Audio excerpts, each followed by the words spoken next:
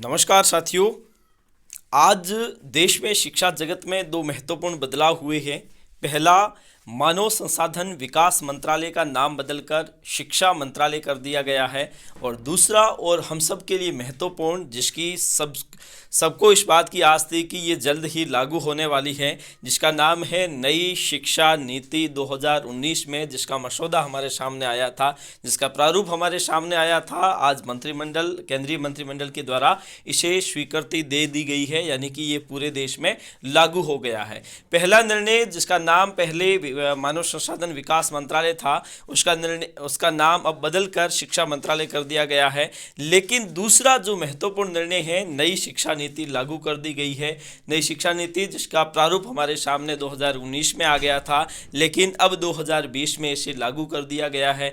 क्या इसके मुख्य प्रावधान होंगे, ये किस प्रकार से कार्य करेगी, और ये शिक्षा नीति लागू होने के पश्चात किसे लाभ होगा, किसे हानि होगी, और ये किस प्रकार से हमें प्रभावित करेगी, ये बेरोजगारों के लिए किस प्रकार से फायदेमंद होगी या फिर नुकसानदायक होगी, और शिक्षा जगत किस प्रकार से इससे प्रभावित होगा, संपूर्ण चर्चा हम इस वीडियो में करने वाले हैं। तो वीडियो को लास्ट तक देख लेना, और चैनल को सब्सक्राइब नहीं किया है तो बिल्कुल भी न भूलना सब्सक्राइब करना, क्योंकि आगे आपको इस प्रकार के कई महत्वपूर्ण वीडियो मिलने वाले हैं। तो चलिए देखते हैं नई शिक्षा नीति 2020 के अंतर्गत मुख्य प्रावधान क्या है जो हम सब के लिए ज़रूरी है।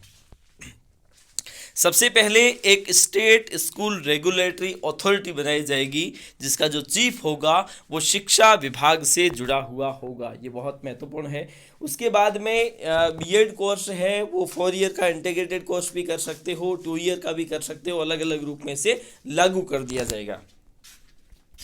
उसके बाद में एक early childhood care and education के अंतर्गत प्री प्राइमरी स्कूल है, जो शिक्षा है वो आंगनवाड़ी और स्कूलों के माध्यम से दी जाएगी। ठीक है। उसके बाद में सेकेंडरी लेवल तक के लिए टेट भी लागू कर दिया जाएगा। ऐसा प्रावधान इस शिक्षा नीति के अंतर्गत रखा गया है।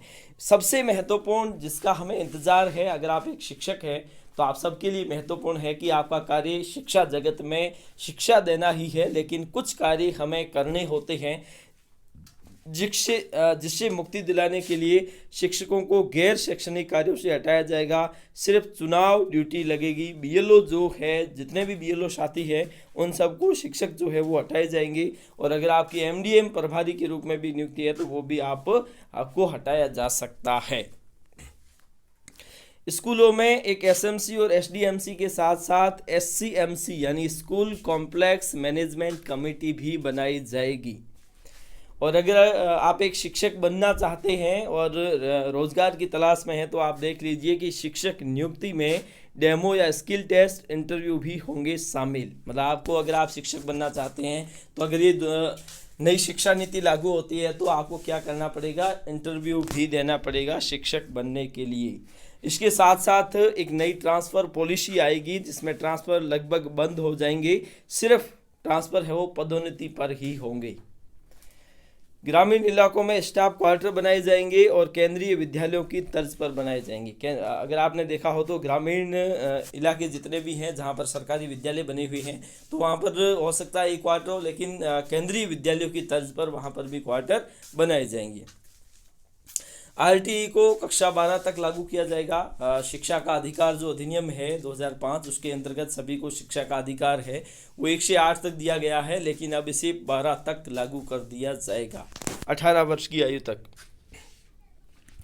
मिड डे मील के साथ हेल्दी ब्रेकफास्ट भी स्कूलों में दिया जाएगा। मिड डे मील जो दिया जाता है उसके साथ साथ हेल्दी ब्रेकफास्ट सुबह के समय इनको बच्चों को दिया जाएगा। 3 लैंग्वेज बेस्ड स्कूली शिक्षा होगी। अभी 2 लैंग्वेज के आधार पर होती है, लेकिन वो 3 लैंग्वेज बेस्ड शिक्षा होगी। फॉरेन लैंग्वेज कोर्स भी स्कूलों में शुरू होंगे। विज्ञान और गणित को बढ़ावा दिया जाएगा। हर सीनियर सेकेंडरी स्कूल में साइंस और मैथ विषय अनिवार्य होंगे।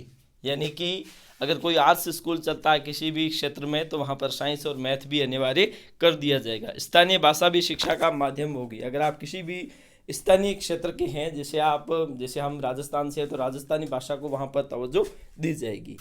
और एनसीईआरटी पूरे देश में नोडल एजेंसी के रूप में कार्य करेगी। उसके बाद में स्कूलों में राजनीति और सरकार का हस्तक्षेप लगभग समाप्त हो जाएगा। क्रेडिट बेस्ड सिस्टम होगा जिससे कॉलेज बदलना आसान और सरल होगा, बीच में कोई भी कॉलेज बदला जा सकता है। ये बहुत महत्वपूर्ण है। क्रेडिट बेस्ड सिस्टम होगा, अगर आप किसी भी अन्य कॉलेज किसी कॉलेज में पढ़ाई कर रहे हैं तो आपको उस कॉलेज को बदल कर दूसरी कॉलेज में जाने का मौका दिया जाएगा। और नई शिक्षा नीति में सिर्फ बीएड इंटर के बाद 4 वर्षीय बीएड, स्नातक के बाद 2 वर्षीय और परास्नातक के बाद 1 वर्ष का बीएड कोर्स लागू होगा।